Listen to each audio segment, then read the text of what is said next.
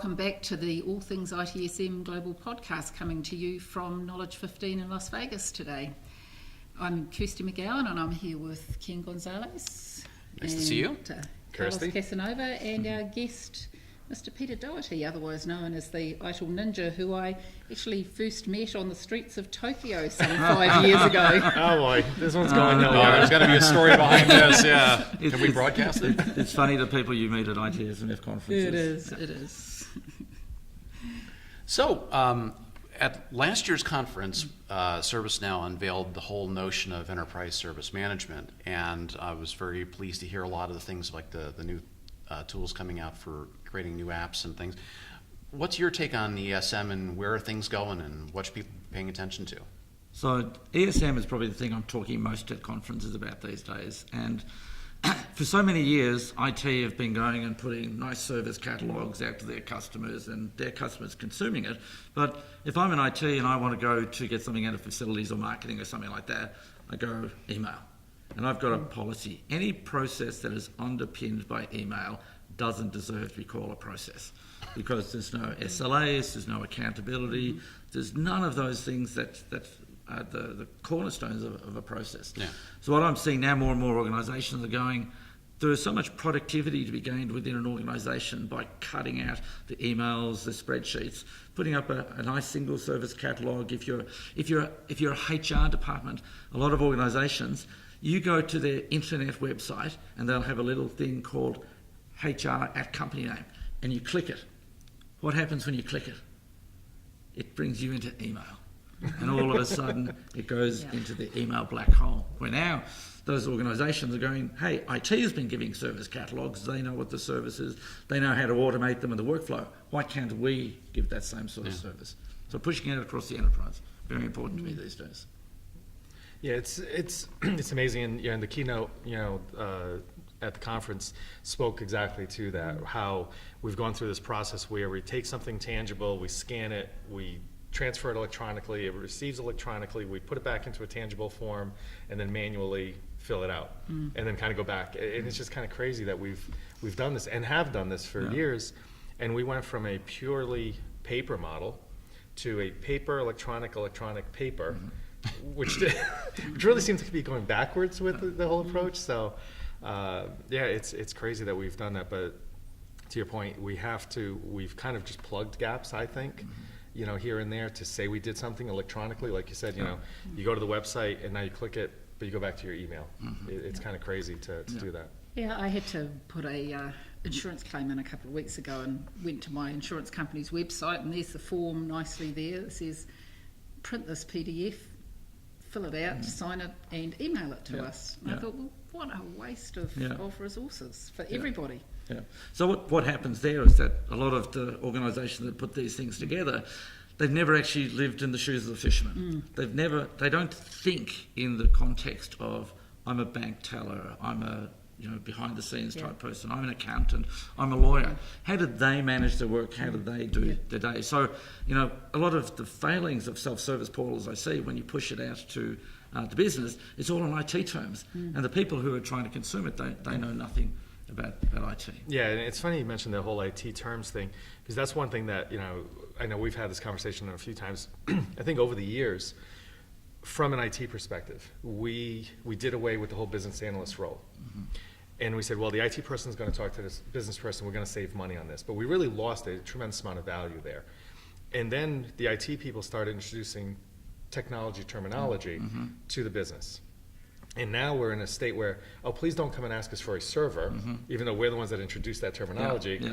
Now you could ask us for utility and warranty and that sort of thing. And it's really, IT has kind of done that to itself and created this sort of, issue and monster in a way, and now it's trying to unwind it. But I don't know, until we get to more of that enterprise service management, I don't think we're really fixing it. We're patching it and kind of making other loops around it before we really face what it should be. So there's also another side to it, that there's often a disconnect from the people within IT to the people who are consuming the business services. So a few years ago I worked with a large government organisation, and you ask them what they do, they worked in silos. I look after the network, I look after Linux, and they're trying to change the culture. So what we did to help do this, and it's an amazing way to use configuration management to do it, we started mapping out the business services. And the first business service we picked was the child care service. Their number one, most mission critical. If something goes wrong with that, the minister is on the front page of the newspaper.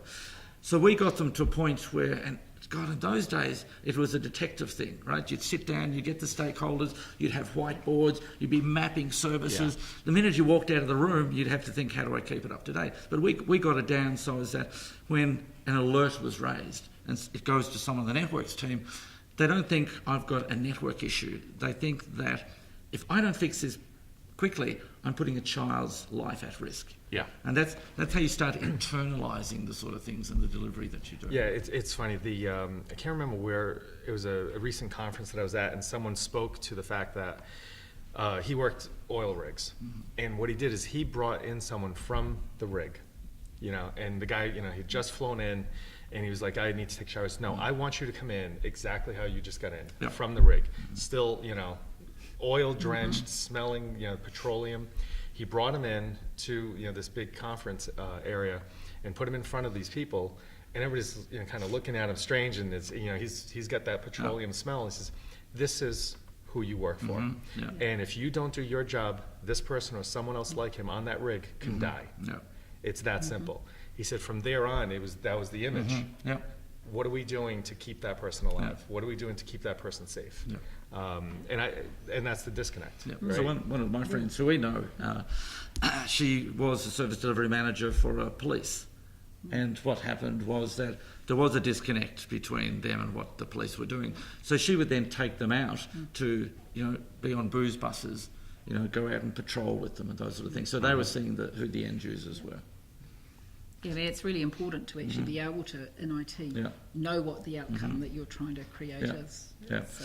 I heard in the previous bit of the podcast about service levels.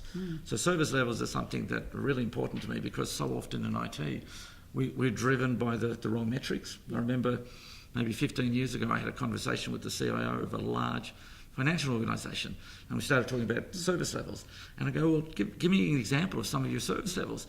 And he goes, well, really high on our agenda is fixed on first call. And I go, really? And he goes, what do you think of that? I go, that is a great metric, but it deserves to be back in the 80s where we weren't customer focused because it drives the wrong behaviour. Yeah. My husband works in mining maintenance. He works at an underground gold mine. Now, when a machine breaks down, they know the cost per hour of every machine that breaks down, and they know that if this machine breaks down on a Thursday, they don't need to worry about it, but if it breaks down on a Friday, they'd better get it fixed straight away because they understand the business outcomes for each of the services that they look after, and I think we forget that. Oh yeah, it's the incenting the wrong behavior is something I tell people all the time, whether it's financially, whether it's how we report on things. And the first call thing, it's a good metric, but think about it, if you're from a contracting perspective and you're being paid by call volume, well, of course you're going to do that. So what do? Hey, Mr. Gonzalez, try this and call me back if it's not fixed. Click, closed. You go like, it didn't work. How about try this? Click, closed. I mean, I went through 6 different tickets, and guess what? From a contracting perspective, you're ka-ching, ka-ching, absolutely. ka-ching. The problem was never resolved, and now you're frustrated, right? Because you went through 4 or 5 of them. But what did we do? We incented that very behavior. Yes. Close them quick. You got to get to the next call. Well, does it really fix it, or did I just close it? So sometimes I question how far we've come in the journey when I still hear things like that. Yeah, and it's I mean, we talk about a lot of the conferences and stuff when we speak with different people from different companies. Are we speaking with the next wave of company? Are we speaking with just maybe the next individual within that company that's just new to this space?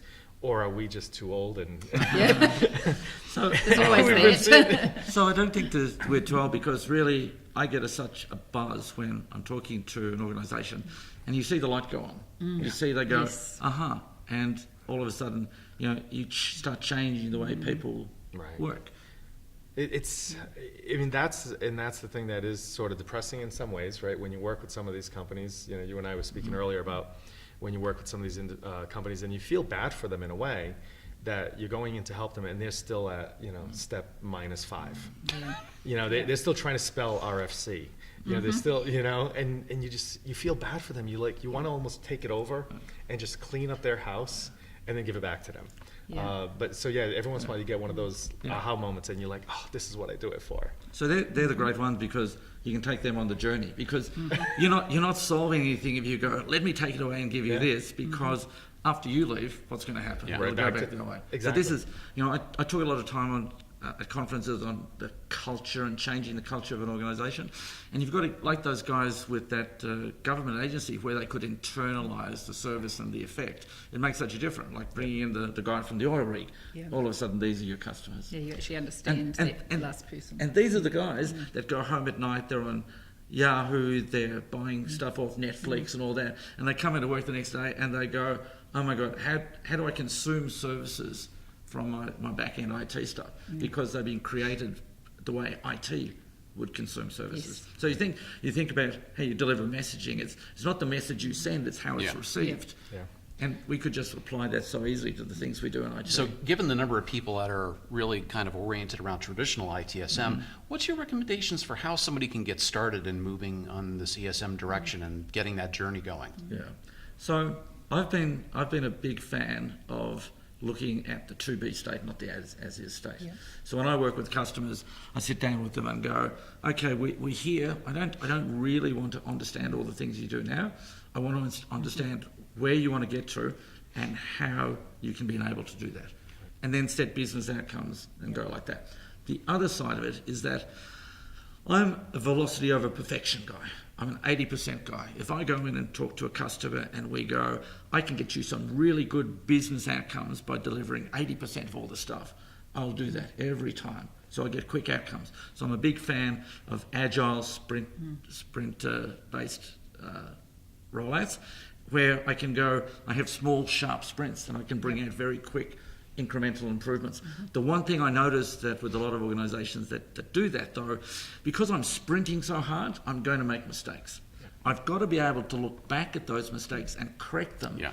Otherwise, the organisation is consuming the service, they'll get caught up on little things that bug them. And it's the little things that wreck the projects, not necessarily the big ones that stand out. Yeah, and being able to deliver customer visible results, Yeah. things that show tangible outcomes for the time and money that they're investing, certainly goes a long way towards building customer confidence. Yeah. So the business wants transformation. They want to change the way they work in a better format. So I go to conferences and I listen to keynotes and I go, I want a keynote to challenge the traditional way that I do things. And if they're not doing that, I'm questioning the value that I'm getting in the session. Yep. I agree. Well, thank you very much for your time today, Peter. It's been a pleasure. Always good catching Yeah, up with you it's guys. Thank been you. great Thank you talking very with much. you. Thank you.